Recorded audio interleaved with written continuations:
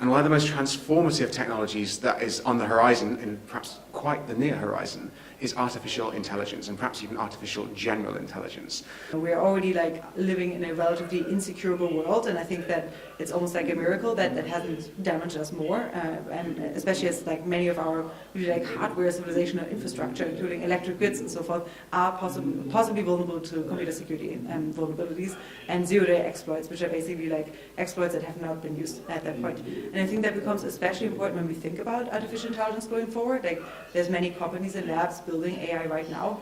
And I think that there's near-term risk, for example, by actors that could possibly steal AI systems, or even just the weights of different models out from these companies. And I think so we need to be really thinking much hard about our infosecurity. Another one that I think is possibly quite interesting is whether or not you think that in the end of the day we'll reach some kind of singleton scenario where we have one AGI. At least for a while we will probably have a world in which different AIs and different humans and AI coexist in a society, in an economy, in an ecology of cooperating entities. And I think there we really need to upgrade our sense and our tools for cooperation across humans and AI systems. But there are ultimate limits on energy consumption. Basically, thermodynamics requires that if you erase one bit of information in a computation, you need to pay a certain amount of energy for that. You basically produce waste heat. And this means that you are still going to need to power that super intelligent computer, even if it's running on the most effective microchip possible. Now, the interesting part here is that what we used normal technology for in the Industrial Revolution was to extend our muscle power. And now we're extending our mind power. But we're also extending things like perception and agency. And this is going to boost automation. So right now, most of the really fancy AI apps are automating a lot of white-collar work, which is causing a tremendous amount of upheaval because white-collar people talk a lot.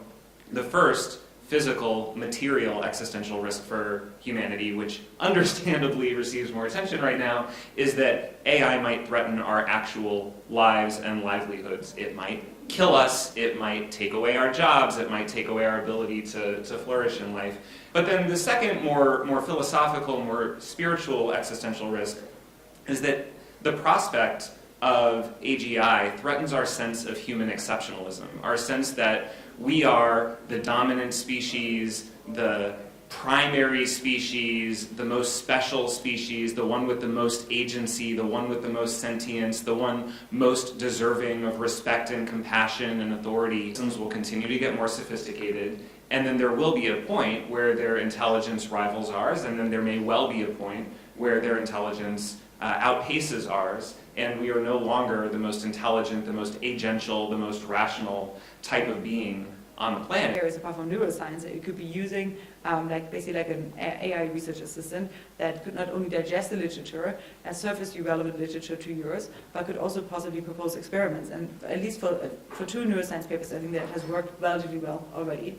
Now, you could be doing that for many, many other disciplines. There are some quite boring experiments that need to be done in order to give AI the information to understand the universe and then to make predictions about it. So, for example, in longevity, it would be fantastic if someone could get 1,000 mice and just let them live through their lives, live a normal lifespan, measure every single thing about them. We could feed it into an AI, and then maybe it could help us start to crack the code of biological aging.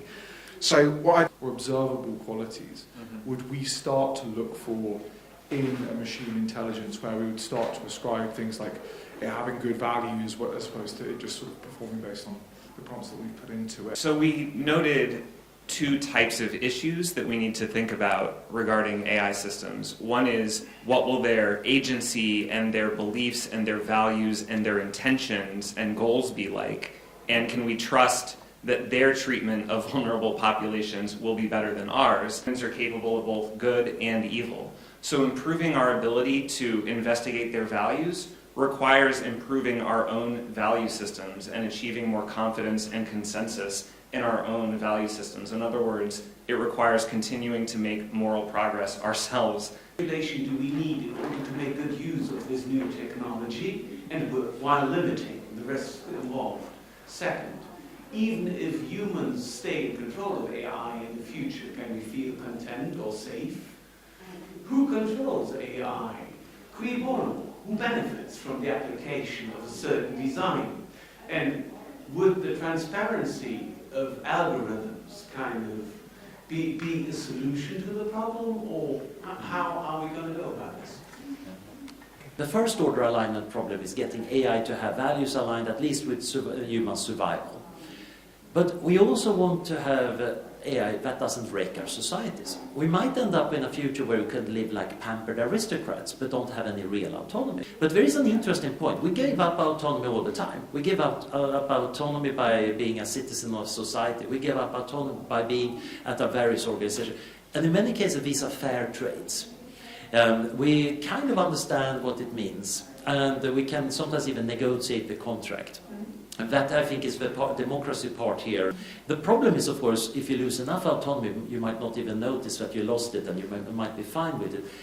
And I do think that we humans need a sense of autonomy. And I think we've definitely seen the consequences of this on social media, where AI-driven algorithms have caused unintended consequences already. And these are just very, very simple algorithms being applied on a mass global scale without really entirely thinking about what the consequences should be.